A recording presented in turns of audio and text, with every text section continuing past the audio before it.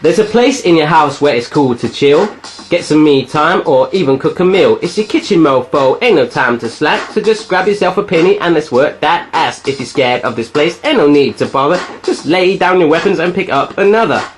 Hi guys, how's it going? Welcome to Myvirginkitchen. First things first, yes, I have had my hair cut. It always freaks you out when I do that for some reason, so yeah, get over it if you can, yeah. Anyhow, today we are making lemon meringue towers. This is a little idea I came up with because I've had a few requests to make lemon meringue pie and I thought, no, I don't want to make that. I've never made a lemon meringue pie thinking about it. We make lemon meringue towers with these little cases things that I've made here, but I'm going to show you how I made one in just a jiffy just here. I've got a little thing, little station made up. Should work. Even if it doesn't work, I'm going to put this video up anyway so you know not to try and make it.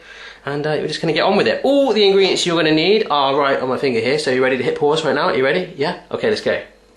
Hit pause on the video and write them all down. This video is for Jordan in Canada. Let's get on and make it. Whoa.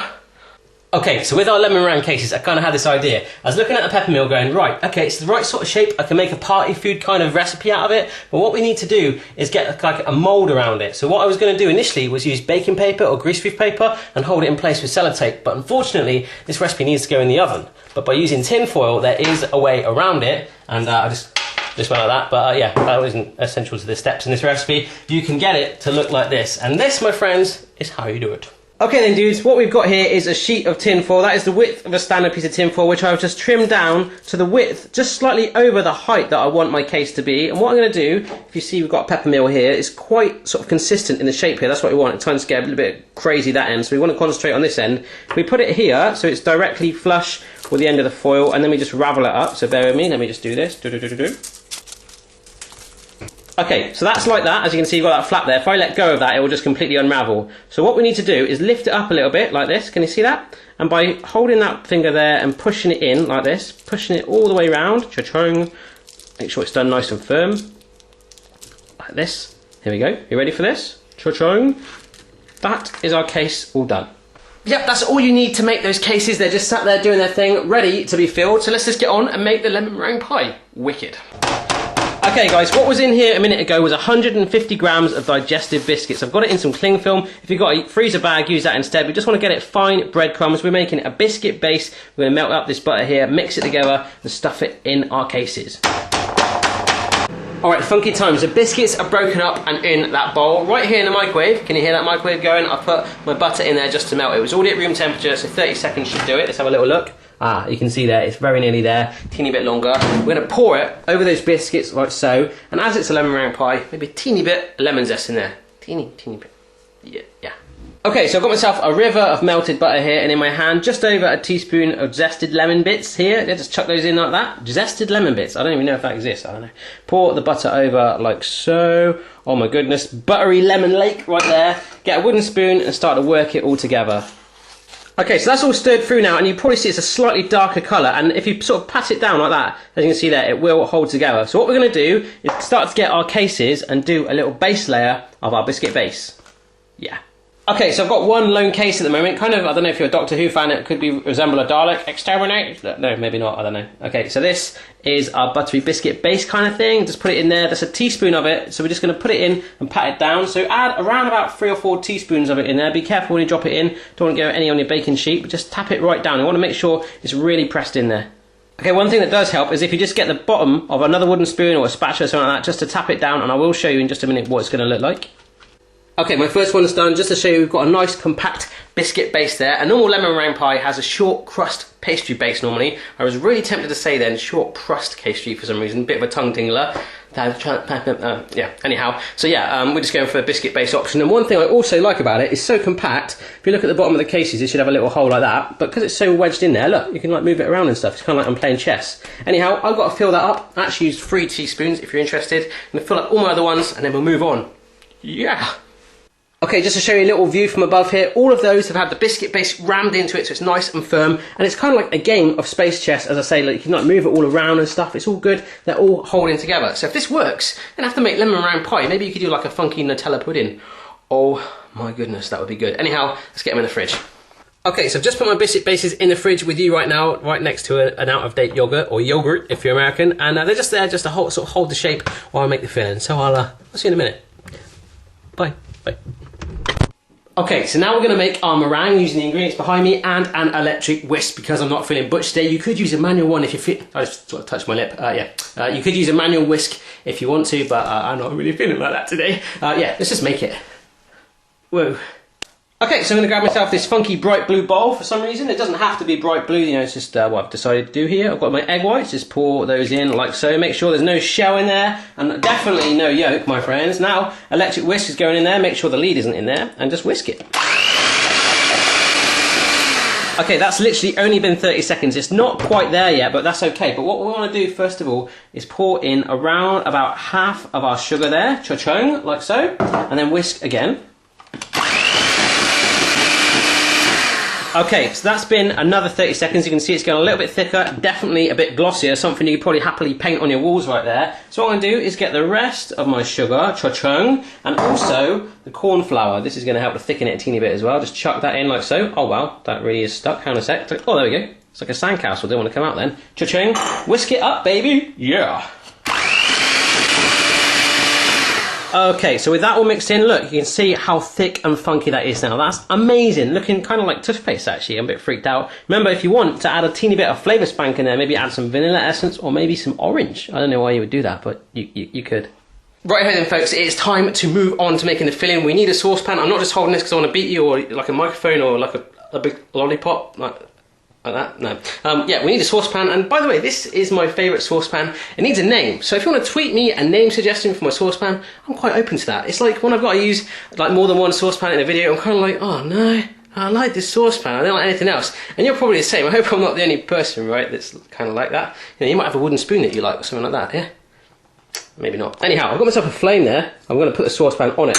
Now I've got a variety of ingredients, which you would have seen if you hit pause at the start of the video and wrote them all down. Well, there they were again, if you're interested. But what we need to do first of all is get this concoction here of lemon juice, water, and orange juice, okay? So just pour that in first of all, and I'm going to get the tripod out and show you the rest of the steps. How cool is that?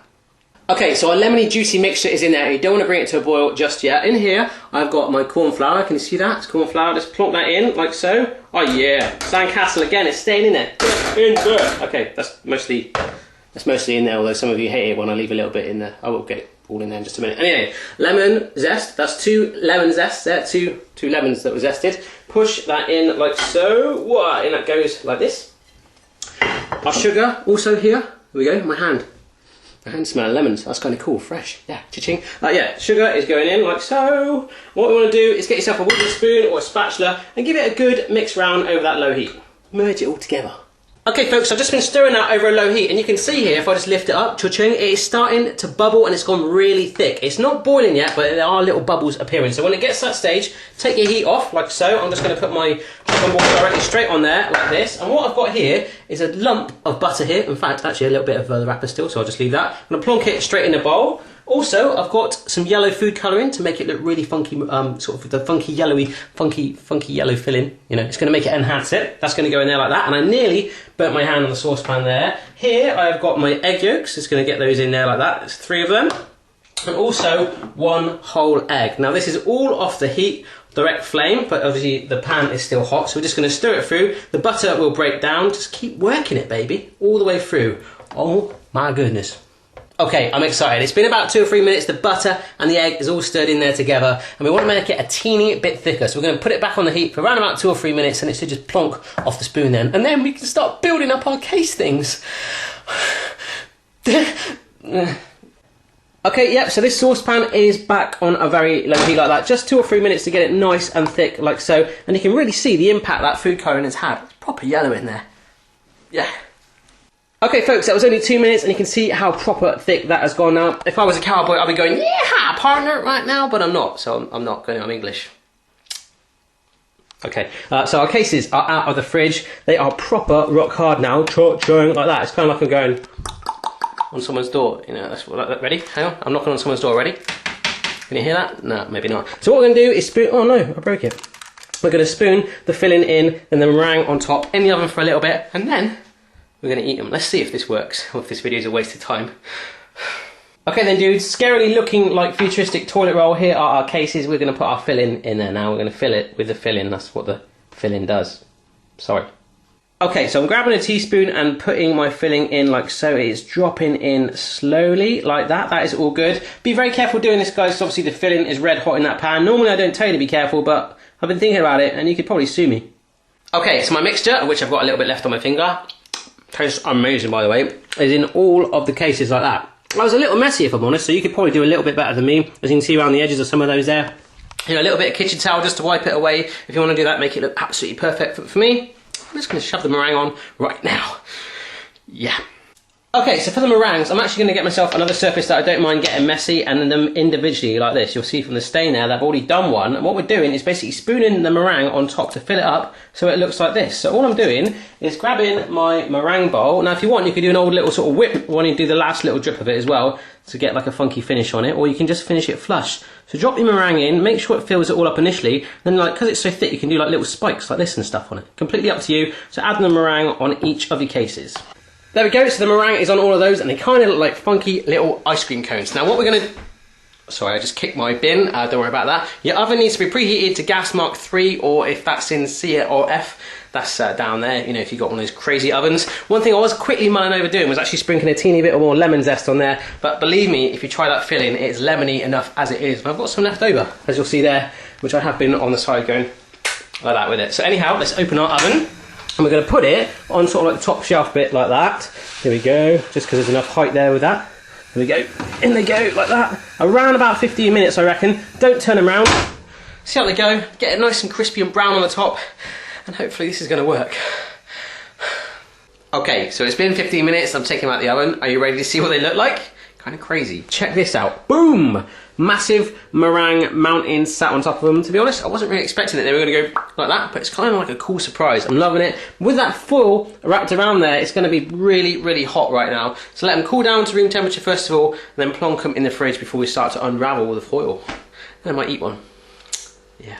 Okay, so I gave that another hour to chill in the fridge, unwrapped the foil off them, which was kind of easy actually, just literally pulled it and it's what went like that. And here we go. Are you ready to see them all completed? Cha-ching! Boom! There they are. That is our lemon meringue towers, kind of look a little bit like mushrooms. And my friends, there is only one way that we can eat these, and that is to grab the whole thing like this and go.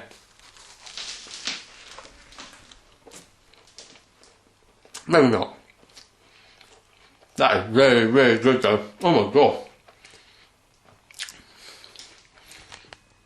So many more to get through.